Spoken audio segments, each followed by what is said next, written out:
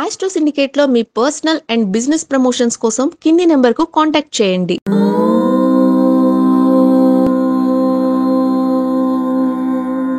సమస్త సన్మంగళాని భవంతు. భవానీ కొంకటి లేదా కోనకంటి భవానీ గారు కామెంట్ చేశారు, జంట పాముల మీద పూర్తి నిడివి వీడియో చేయండి గురుగారని.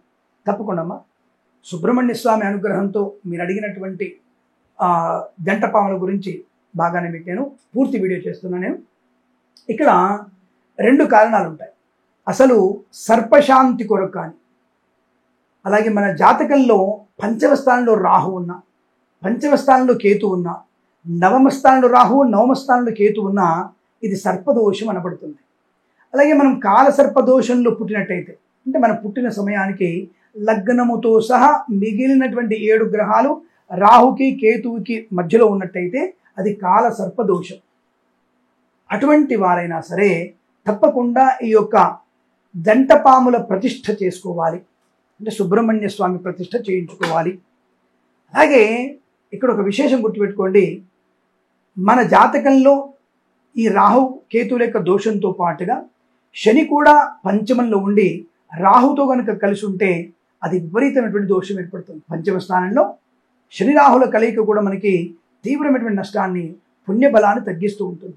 అప్పుడు కూడా మనము ఆశ్లేష బలి పూజ చేసుకోవాలి. ఇది చాలా కొద్దిగా ఖర్చుతో కూడుకున్న పని, తప్పదు. ఆశ్లేష బలి పూజ చాలా మంచిది.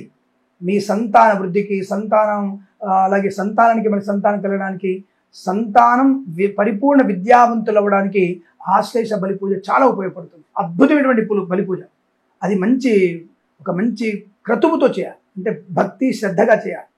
దానివల్ల శత్రునాశనం, మిత్రలాభం, వ్యాపార వృద్ధి, సంతాన వృద్ధి పొందుకునే అవకాశం కూడా ఉంటుంది. ఇటువంటి కళలు, అంటే మనకి జంట పాములు కళలు కనిపించిన, అయితే నిజమైన పాములు కనుక కళలో కనిపించినా అది చాలా విశేషం. అలాగే మనం ఈ ఆశ్లేష బలి పూజలు చేస్తున్నట్టుగా కళలో కనిపించిన మనకి విశేషమైనటువంటి అనుకూలత, శత్రునాశనం, సంతాన వృద్ధి పొందుకునే అవకాశం, సంతానానికి మంచి మేధస్సంపత్తి వల్ల పరిపూర్ణ విద్యావంతులైనటువంటి సూచన కనపడుతుందని అర్థం. కొంతమంది పాములు కళ్ళు కనిపిస్తే మంచిది కాదు చెప్తారు. లేదండి, పాము మనల్ని కాటేసినట్టు కనపడితే దోషం. అది ఆ కళలో పాము కాటు వల్ల మనం చనిపోయినట్టు అనిపిస్తే ఏదో చిన్న అనారోగ్యమో, చిన్న ఆటంకమో, వృత్తిలో ఇబ్బందులో, ఎవడనొకడు మోసం చేయడమో, వెన్నుపోటు పోవడమో లాంటిది జరగబోతుందని అర్థం. కాబట్టి అటువంటి కళ వస్తే మాత్రం వెంటనే మనం సుబ్రహ్మణ్య స్వామి దేవాలయానికి 3 మంగళవారాలు వెళ్ళి మన స్వామివారికి అర్చన, ఏదైనా ఒక పూజ చేసుకుంటే ఆ దోషం పోతుంది. ఇది ఏంటో అండి, జనాల్ని 2025 సంవత్సరంలో 21st సెంచరీ, 22nd సెంచరీలో పోతున్నాం మనం. అయినా సరే ఇంకా మూఢనమ్మకాలతో మనల్ని వెనక్కి నెట్టేస్తున్నారు. మరి మీ నమ్మకాలన్నీ ఏంటో, అంటే ఒక ఇంజెక్షన్ తీసుకుంటే రోగనాశనం అవుతుందని చెప్పేసినటువంటి మీది నమ్మకమా? ఆ ఇంజెక్షన్ తీసుకుంటే ఆ రోగం నాశనమై కొత్త రోగం వస్తున్న విషయం అపనమ్మకమా? ఒక బ్లడ్ టెస్ట్ చేస్తే అన్ని రోగాలు తెలవాలి కదా, మరి దాంట్లో అనేక రకాల బ్లడ్ టెస్ట్ ఎవరు తెలవడం ఎందుకు?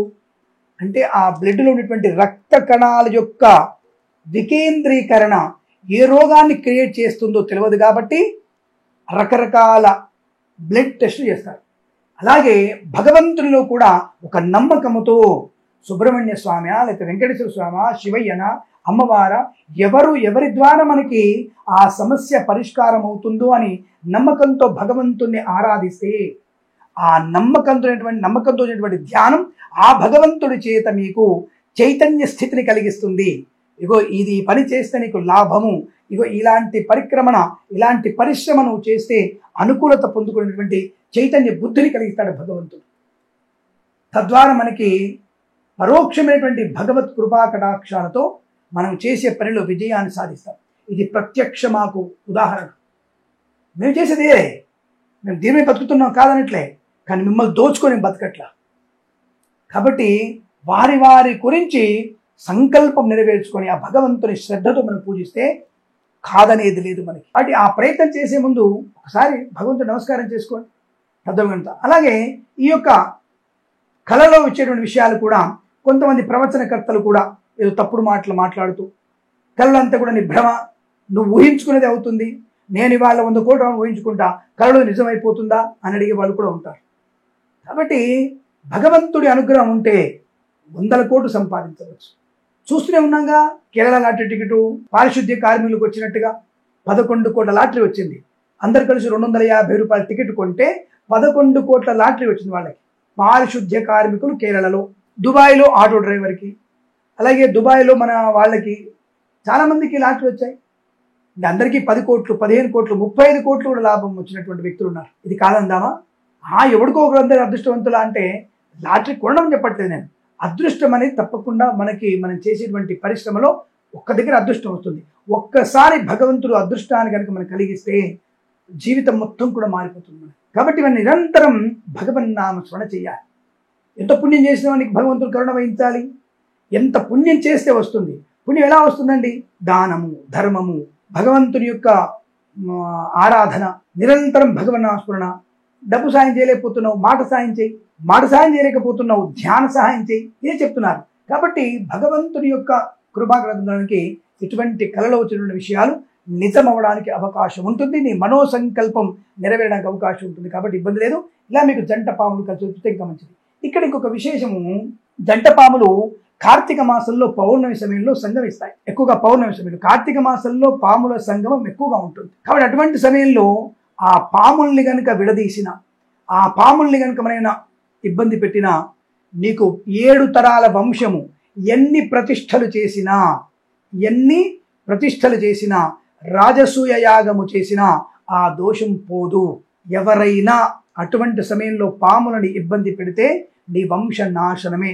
పుట్టిన వికలాంగులై, అనేకమైనటువంటి దుర్మార్గమైనటువంటి వ్యక్తులై నిన్నే నాశనం చేస్తారు. వాడికి వావి వరసలు, వదిన తల్లి అనేటువంటి భేదము లేకుండా అందరితో రమించి నీ వంశాన్ని నాశనం చేస్తారు. ఒకవేళ నువ్వు సంతృప్తిగా రాకపోయినా బలాత్కారం చేసేటువంటి బుద్ధి కలిగిన వాళ్ళు పుడతారు. కాబట్టి అటువంటి సంతతి మనకి బుద్ధి పొందుకుంటుంది ఇప్పుడు. కాబట్టి అటువంటి పాములను మీరేమి చెయ్యకూడదు. అది మన నాశనానికి కారణమవుతుంది.